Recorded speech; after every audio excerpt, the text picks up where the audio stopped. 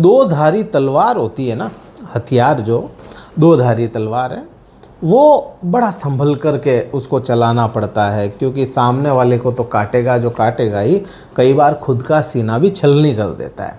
जैसे अपन कहते हैं कि भाई सांप का जहर है, वो दवा में भी काम आता है, मार भी देता है। तो वैसा ही कुछ राहु का भी सीन है।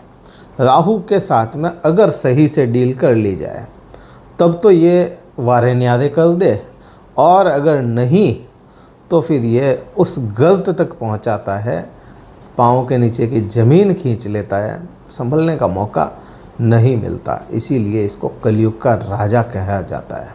नमस्कार मित्रों, मैं भानु प्रकाश शर्मा, एस्ट्रो भानु शर्मा चैनल में आपका हार्दिक अभिनंदन करता हूँ। बात राहु ग्रह की, बृहस्पति ग्रह की करें, कुंभ राशि पे क्या प्रभाव होंगे जब राहु बलवान हो रहे हैं, जब बृहस्पति बलवान हो चुके, और इनके मिले जुले प्रभाव आप पे क्या आ रहे हैं। अब क्योंकि राहु कलयुग का राजा है, और राजा तो राजा ही होता है, अपने हिसाब से चलता है, अपने को ही उसके मुताबिक थोड़ा सा ढलना पड़ता है। हाँ, राहु के प्रभाव बहुत जल्दी देखने को मिलते हैं, और जब वह आपकी खुद की राशि कुंभ राशि में है, आपके खुद के लग्न कुंभ लग्न में है, तो यहाँ पे इसके प्रभाव देखने को मिलेंगे। और विशेष बात क्या हो जाती है, साढ़े साथी अभी चल रही है। साढ़े साथी में जहाँ दुनिया आपकी दुश्मन बनी पड़ी होती है, साढ़े साथी में जहाँ आप हर प्रकार से परेशान होते हैं, वहीं मैं कहूँ इस बार ये राहु का लग्न में आना आपके लिए एक तरह से बचाने वाला काम करेगा। डूबते को जो तिनके का सहारा होता है ना, राहु तिनका नहीं है, राहु पूरी की पूरी बोट आई है आपके साथ में, साथ खड़ी हो चुकी है। अब राहु के प्रभाव क्या होंगे, और उससे पहले भी मैं बात करूं कि क्यों मैं बृहस्पति को भी साथ में यहाँ पे देख रहा हूँ। देखिए, राहु और बृहस्पति ने अपनी दृष्टियाँ मिलाई, ये तो आपको समझ में आता है कि नव पंचम योग बना करके बैठे हैं, राहु की 5वीं दृष्टि और बृहस्पति की 9वीं दृष्टि।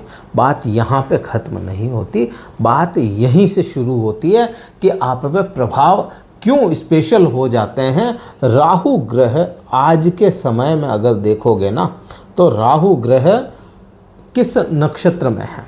राहु ग्रह पूर्वा भाद्रपद नक्षत्र में है, ठीक है, पूर्वा भाद्रपद में।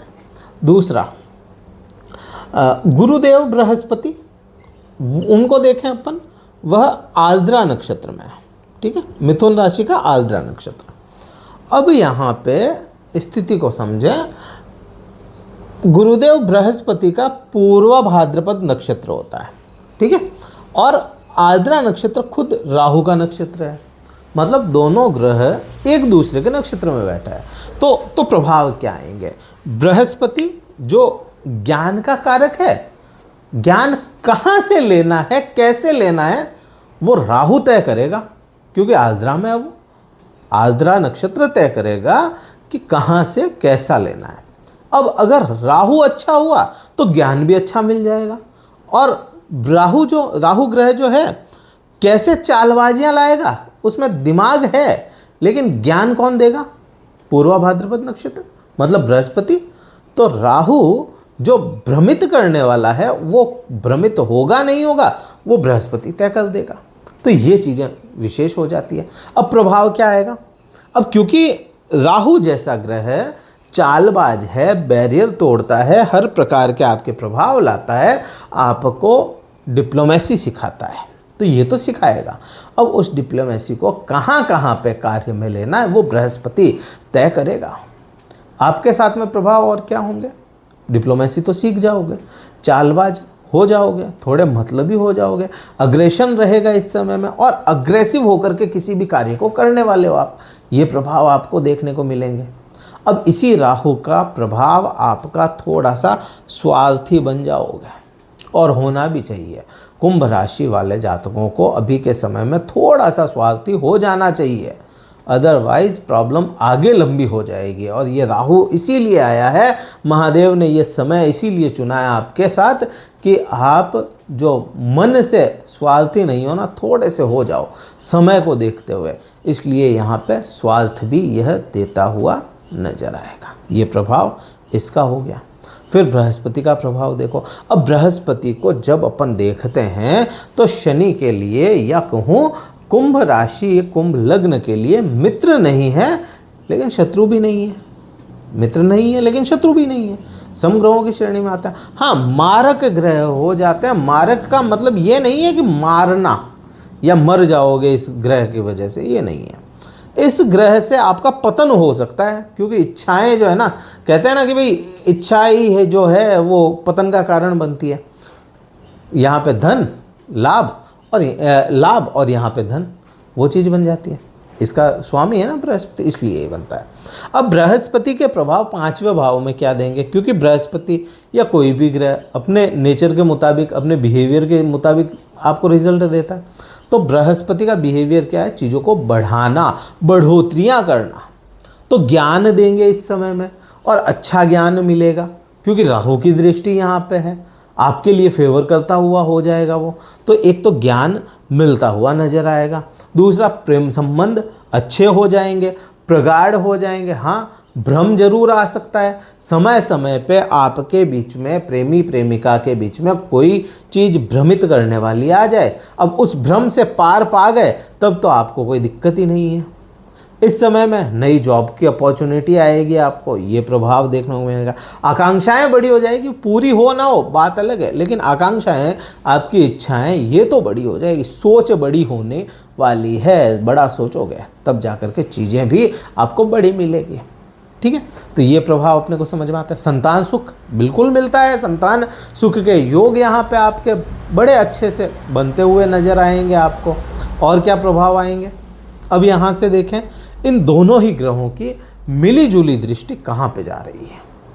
इन दोनों ही ग्रहों की मिली जुली दृष्टि भाग्य भाव पे जाती है।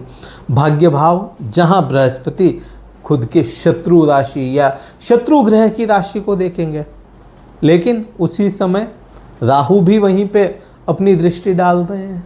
तो यहाँ पे थोड़ा सा आपको धर्म से विमुख जरूर कर सकता है ये, लेकिन साथ भी निभाता हुआ नजर आएगा। विमुख ना कहूँ मैं यहाँ पे यही कहूँगा, थोड़ा सा है ना लॉजिकल बना देगा आपको, लॉजिकल बनाएगा। लॉजिक क्या है पूछोगे और आपको लॉजिक मिल गया तो आप अपने धर्म से भटकोगे नहीं, ये चीज़ बनती है। प्लस यहाँ पे ही मुझे एक चीज़ समझ में आती है कि ये जो 9वां भाव है ये आपके कहीं ना कहीं धर्म की ओर आपका झुकाव भी बढ़ाता है। नई चीज़ें जो है ना जानने की आपकी जो जिज्ञासु प्रवृत्ति है वो बना देगा। तो जिज्ञासा आप में रहने वाली है इस समय में, ये चीज़ भी हो जाती है। और पिता का साथ, पिता का आशीर्वाद, साथ नहीं है तो आशीर्वाद तो ज़रूर इस समय में आपको मिलेगा ही मिलेगा। ये प्रभाव इन दोनों के मिले जुले हो गए।